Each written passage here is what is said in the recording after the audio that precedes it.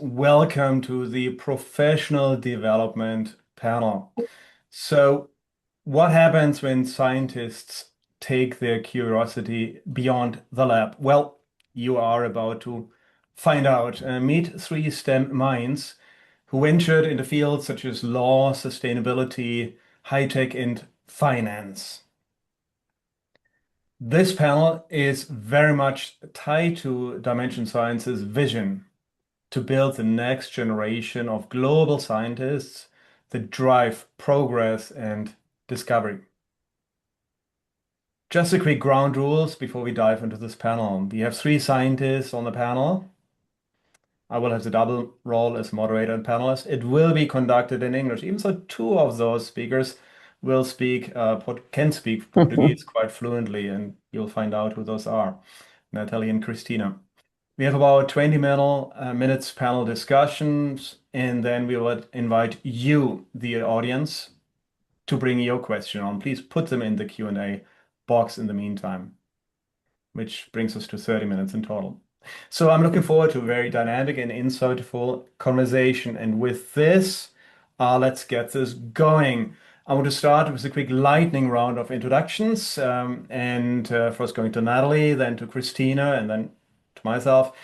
Please introduce yourself with your name, with your location, where you're today, and maybe where you actually come from originally, your affiliation with any organization that you have today or in the past, and then your STEM background. 1 minute each, roughly, please.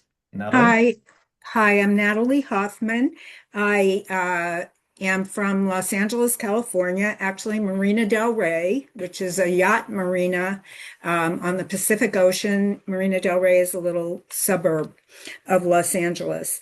As for STEM background, I have an undergraduate degree in mathematics from the University of Michigan. And then after my math degree, I went on to get a law degree and an MBA, both of them from UCLA, where I met both Lothar and Cristina. We were all in the same MBA class. And as a little aside, even though I'm an American, born and raised, I lived in Rio de Janeiro, so I consider myself a half carioca, and I've been doing business in Brazil ever since I lived there. So Great. Cristina? Hey, yeah, thank you so much for having us, and it's a pleasure to be here. I was born and raised in Sao Paulo. I'm a chemical engineer, and then moved to California. I have been in California for the last 35 years, um, always working as an engineer. I love being an engineer. I went back to school to get a master's in environmental engineering, and then UCLA, where I met my fellow panelists here. Um, and my career was started in oil and gas, and then moved to biotech. So pharma, big pharma, and biotech. Um, Great. Thank you, Cristina. So I have the double duty as being moderator, but also panelist. So let me introduce myself as well. So Lothar Schubert, I'm based out of the San Francisco Bay Area in California.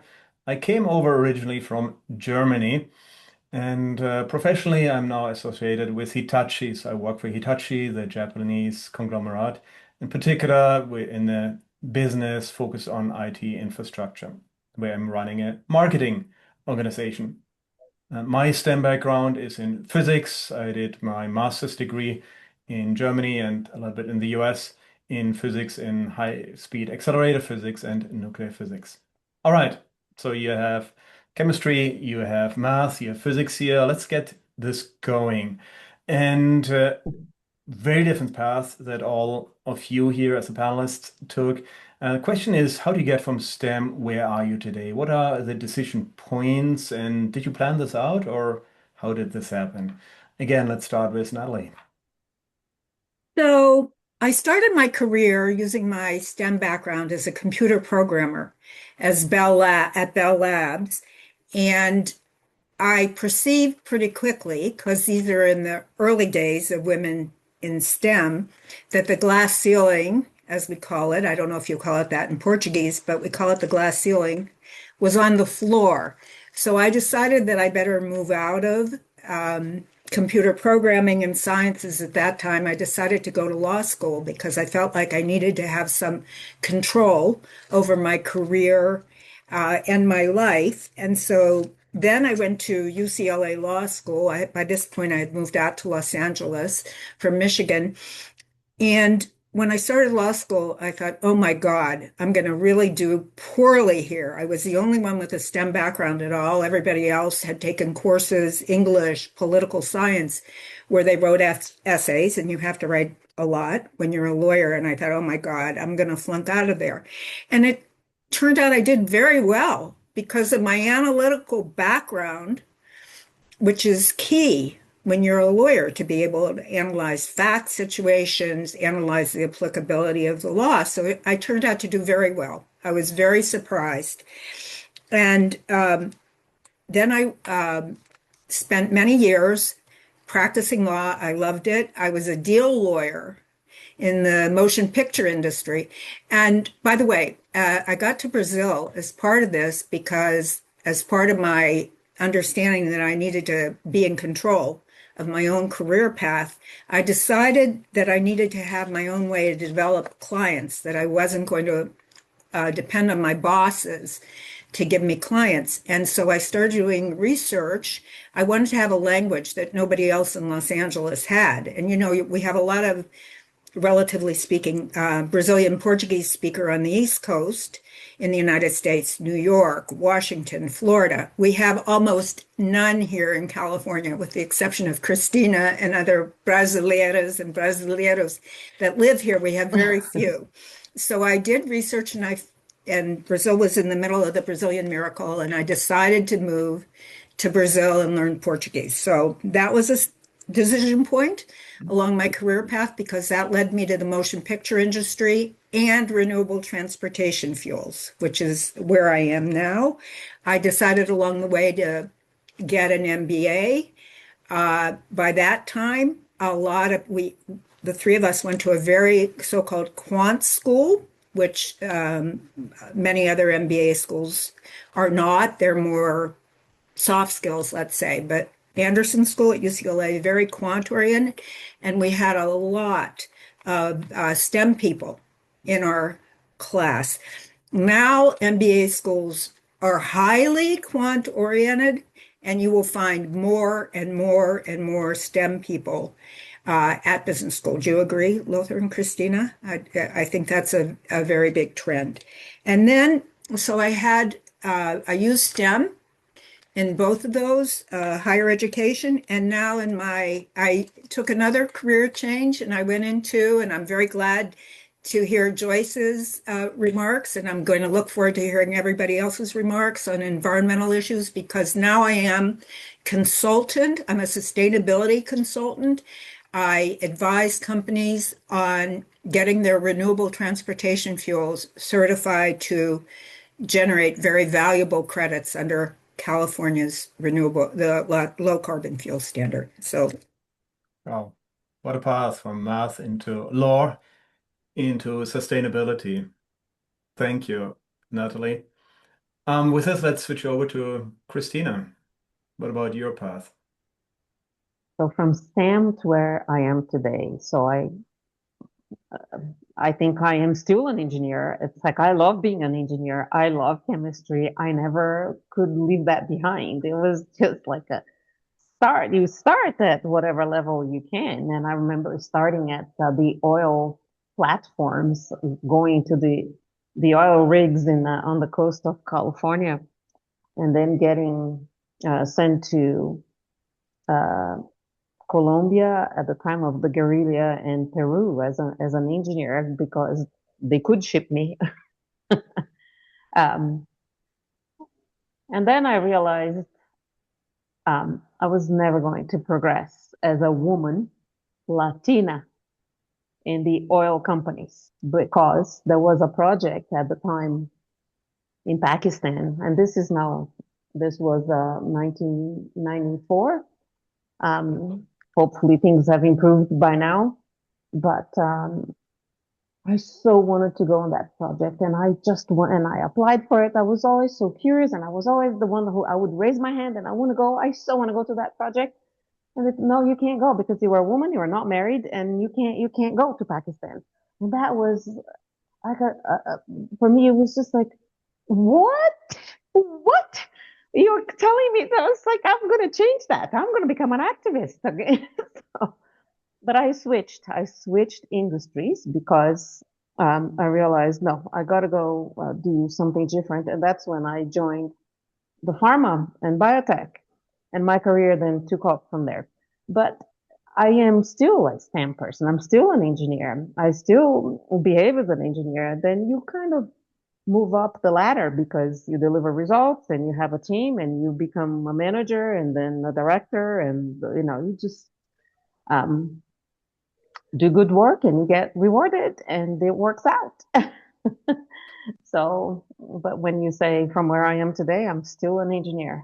I Yeah, still think as an engineer. I still problem solve as an engineer, right. and a chemist.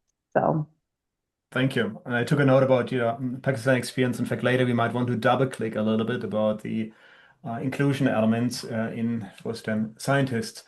Um, from my perspective, I did my degree in physics and did lots of software engineering at this time, data acquisition, data analysis, I guess what's called now data science. And when I graduated in Germany, it was pretty short after the unification in Germany, and the job market was really bad. There was not a big market for physicists. However, there was a market for software engineers and software people. So I went into right from there into software management, software engineering at a large company called SAP. So that's my first switch going from physics into software. And I did this for 7 years or so, software development consulting with many companies globally in the implementations. And that's also where I did an MBA on top of this and then switched to the dark side into marketing. And since then, I'm in technology marketing. So it was not a straight line, but multiple transitions. However, STEM really helped across the board. Now, leading into the next question here, I think Steve Jobs once said, it's always very hard, always impossible almost to connect the dots moving forward, but you can connect the dots looking back. And now, with this expertise and experience here, I would like to ask the panelists, what career path patterns or trends can you see for STEM scientists? What guidance can you provide where STEM scientists can take their careers? And Natalie, let's start with you first again. So I think my own career is a good example of where you can go with a STEM background that it wasn't obvious to me starting out. But with the analytical ability that you get from a STEM background, there are more and more lawyers who have that background because there was a realization that the analytical ability was a very good background for this. And then going into business, getting an MBA and going into business, data analytics is probably the key driving force in business. So if you go into data analytics and with your modeling backgrounds that you all have as part of your STEM degrees, you can always get a job in business. This is what I've found, if that's what you want to do. And then now in my new career as a consultant in renewable transportation fuels, and the way companies that produce them are able to generate real credits is through a well-to-wheel analysis of their fuel pathways. And to do that, you have to calculate emissions every step of the way. And to do that, we need chemical engineers or process engineers or mechanical engineers. I work with them every day. And even though I'm not an engineer, they always say to me, "Oh, you could be an engineer," because I understand that again because of my STEM background, my mathematical background. So there you have it. So multiple career pathway and certainly the thinking, etc., is a good baseline for multiple careers. Christina, what is your perspective? I think a STEM person can do anything they want. I mean, it's whatever you want to do, it will be available. It's a matter of what will be presented, what will the opportunities be, and how do you shape it from there. I can say the very first job offer I had was at a bank. Uh, so for those that know Brazil, it was when Bank Pac-12 was very, very small. This was in 92. So I wish I had taken that job. I think they told me you would be You'd a be very billionaire rich. today. Yeah, yeah, you'd be a Yeah, very yeah, rich girl. exactly. But I wouldn't have come to the United States because that was the choice I had to make at the time. I was going to take that job or I was going to go to California, and I chose California at the moment, at the time. But then I think what I see today, really, you can do anything you want as a STEM person. You can go into academia, you can go into the industry. Yeah, at early in career people, I would say go try a startup, go in the startup world and become the startup like roller coaster, go from one to another. You can go work for nonprofit organizations. So there's just any choice. And then STEM people think very high. It's all about problem solving. Is the data is data analytics, data being able to analyze the data, draw conclusions from that data, and put forward like incredible results. So Mm. uh, Yeah. engineers, the world is open to anything. In fact, just as a side note, if there are early in career people in the audience, Goldman Sachs has a program for engineers, and they start on year one, and it starts on year one of their schooling, and it's online. So they hire engineers. They want to hire engineers. Mm. And which company was that? Goldman Goldman Sachs? Goldman Sachs, yeah, Wonderful. Yeah. yeah. And they have one of those programs is targeted for the Latino group. So to apply, you have to be a Latino, and they offer it's a really cool program. That's really interesting. I think we should research this. And Christina, what you mentioned also about startups, and you talk about risk elements and family. I think we touched on early conversations here, in particular young scientists or early scientists, right? There's typically more risks you can take, and startups might be a really good option at this stage. I love that path. I coach people on career development now, and I tell them, you have nothing to lose. You are starting, just go try. You could, in 2 years, you can make 6 million, or you just go to another one. But if you go into the big corporations, it will take a long time to get to that point. So try. What about Luana Lopez? Luana Lopez Lada, the world's youngest self-made Yes, female yes, billionaire that's it. I'm not sure if she's from Sao Paulo or from where, but anyway, she went to MIT. She has a STEM background, and now she's co-founder of Kalshi, and she's all over the news media here, All over. Amazing. all over. Yeah. There are quite a few leaders who have a STEM background. I took a few notes here before. And since you mentioned SAP, actually, the CEO at this time, Henning Kagermann, he had a physics background.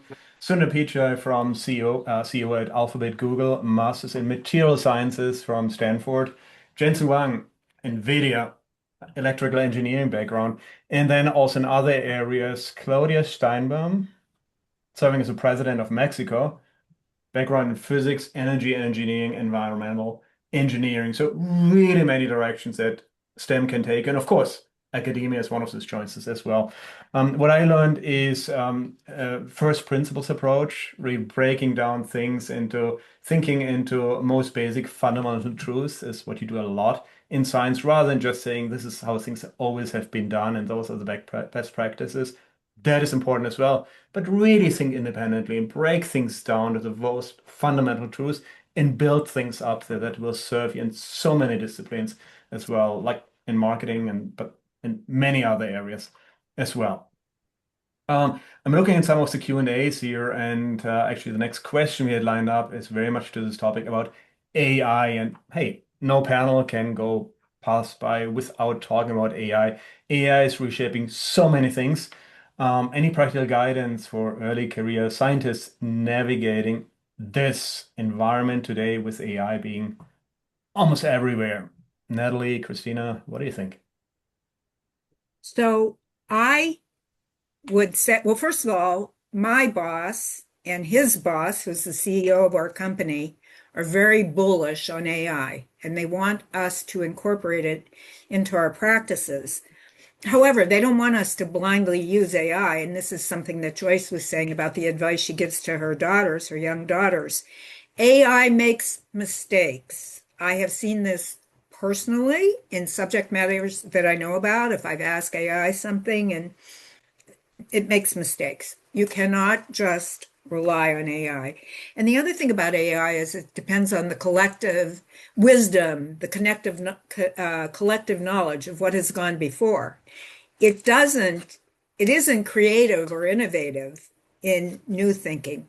And so you should never, our bosses don't want us to use AI for something, they want us to use it for the low value work, not the high value work, intellectual, creative, innovative work we can do by using our brains. And the other thing about it is it's not good in developing interpersonal relationships, which I'm going to talk about a little later on. That's a key part of doing well in business. And I think in academics, in everything, human relationships and building human relationships are incredibly important and will still be important.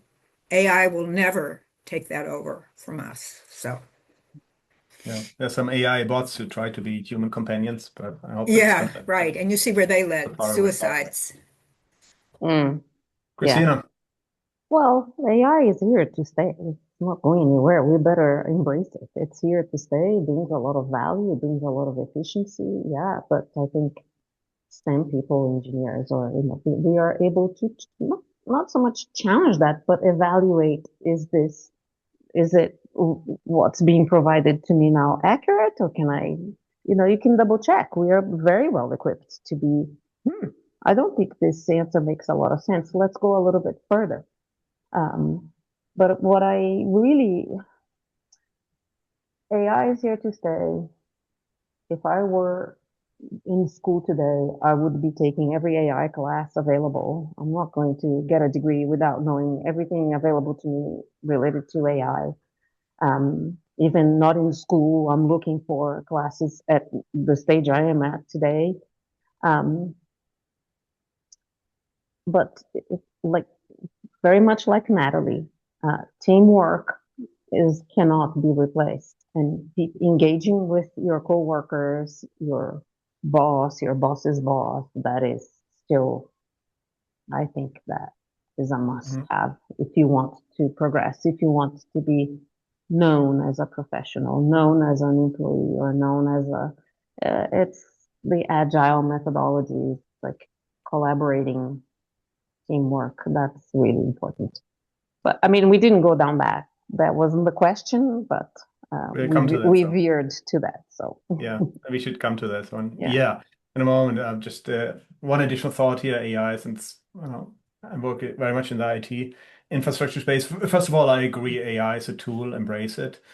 But it's a tool, right? That said, there are certainly career paths, and it's in the data science, it's in the data engineering world, AI model development, etc. Big demand, huge demand for STEM scientists. Data center industry, for better or worse, it's a growth industry. There's a need for energy management, battery technology, sustainability initiatives, water, right? I mean, they're extremely power hungry, unfortunately. So net zero data centers should be the goal. So huge waste opportunities in this segregation. space. So the whole waste world, Yes. AI will finally get waste segregation and recycling to a better path. There's just so much that can be done. It's so exciting. Yeah. All right. Maybe let's forward here since we only have 5 minutes left here. And please, everybody, put your questions in the Q&A and we'll try to address them as we go along. Here, hard skills. We talked a lot about hard skills. And Christina, you already touched on some of the soft skills which matter as well. So let's try to address two things here actually at a time. Soft skills and also inclusion factors. What matters here in for STEM scientists. Nathalie, do you want to go first again? Sure. So when I was a young lawyer, I would come in my office every day and I would sit at my desk and I almost never got up during the day and I worked late and I never went out to lunch with my colleagues. I never had a drink with them after work at night. I was just work, work, work, work, work. That turned out to be a very bad way to go about building a career. And I have a daughter now, and the first thing I told her when she was starting out is it's as much a part of your job, building your relationships with your colleagues and your clients and your boss, as doing your work, getting your work done. Nobody knows everything. Information is power at jobs. You learn that through building. You hear about things that are going on with your colleagues. In our class, in our getting our MBA, I have always said to myself, the two most important courses I took, one was my macroeconomics course. I had a wonderful professor. The other thing was a soft skill class. It was called persuasive communication. And the main thing we started with when we started out was find common ground. Find common ground. I have used that every day of my life as a business person ever since. I oftentimes have meetings or new prospective clients, people I don't know, people who don't seem to have anything at all in common with me. Like I said, I work a lot. I work with farmers a lot, Midwestern farmers. I'm a California urban girl. You would think that we have nothing in common. I'm always able to break the ice because you can always find common ground with people. I use LinkedIn constantly. I look to see where they went to university, what city were they born in, if I can find out who their football team is, if it's a guy who doesn't seem like he has anything in common with me. You can always break the ice, and that leads to relationships. And like Cristina said, relationship, you cannot really make it, I believe, in a career today without the soft skills. Develop emotional intelligence, be a good friend, listen. When people are talking to you, listen to them so that you can be a good friend and a good colleague. Help people. Don't be so competitive with your colleagues. I think you were getting to the same thing. Teamwork. You can't do everything, and don't try to show your colleagues up and try to hog all the credit. Really develop your social and your interpersonal skills. That's my best advice I can give any STEM person, because sometimes we have a tendency to focus just on the data. I will just say one thing. I don't want to take too much time, but in our Anderson school group, we had a guy who was a PhD in physics, and we had a project where we were supposed to do Monte Carlo simulations, and he did 1,000. He went crazy with the Monte Carlo simulations and did 1,000 of them. And this was in my group, and we ended up getting a C on the project because he was so consumed with the and people so consumed with the Excel spreadsheet or the Monte Carlo simulations that they lose a notion of what the project is about. We really just can't be consumed like that. We have to have a broader understanding. Yeah. Very well said. So maybe I'll just I agree with everything Nathalie said, so I won't repeat that. I'm just going to take it to a little different route, which is I personally am not a Zoom person. I think working remote is a drawback in somebody's early career. You are missing the hallway collisions that we used to call. You are missing running into your boss in the bathroom, and the coffee chat, and the Zoom is so not personable. The meeting ends and the tile goes away, and there is more that happens at work. But the Zoom, I'm not a Zoom person, but maybe you're gonna call me a dinosaur. But No. there needs to be a balance. If you are given the opportunity to work remote 100%, I wouldn't do Mm. that. Have a balance, show up. For 17 years that I worked for Thermo Fisher Scientific, I drove an hour each way. And sometimes it was brutal. It's like by Friday, pulling up, it's like, oh, I just drove 10 hours this week. But now looking back, this is how I progressed. This is how, because you meet people and you cut your deals and you collaborate. I'll leave it Yeah. at that. Despite Lothar, that, you are in your LA turn. and California and San Francisco, where traffic is really, really bad. Yeah, it's horrible. But But it's Now, worth it. now you could do 3 days in the office, 2 days at home. That would be life changing for me at the time with small children and calling the man, you can't leave yet. I'm in traffic, but I'm coming. It's like, Yeah. but All right. it was all possible. Mm. So Thank you. go ahead, Yeah. Lothar. You. I mean, very well said, Natalie and Christina. And also, the few things I want to add, and it's really just to complement what you're saying here. Yeah, communications, right? That was hit really hard. Continue. I agree with that one. Empathy and emotional intelligence, really, really important. Try to build those skills. And the good thing is those things can be trained. Communication is not about what you say, it's about what the audience hears. It's about the audience first and foremost, what they understand and what they feel. Great saying is here, quote, good communicators express themselves clearly. Great communicators adapt how their audience listens to understand their audience and look for opportunities to communicate, right? In person, if Zoom is the only option, use that one. But yeah, I agree, in person is great. Presentations, meetings, writing, blogging, all of things are great. Build your toolkit. In fact, one trick that I used is improv theater. Two classes improv theater. It really pushes you way out of your comfort zone. And it was extremely uncomfortable for me. But you get out of your comfort zone, you have to communicate, and you have to build empathy with your team colleagues there. Yeah. All right. I know we're out of time here, but it includes some of the audience questions as we went along here. So before we finish the panel today, just a final takeaway and closing remarks. 30 seconds. One final piece of advice for students. 30 seconds. Natalie. So don't be afraid to try something new. If you find out as Christina said, with your STEM background, you can do anything. And I think that's the conclusion I have in my own career. So if you're going in one part of your career and you find out it's not for you, number one, don't be afraid to pivot. This background you have can be useful in so many things.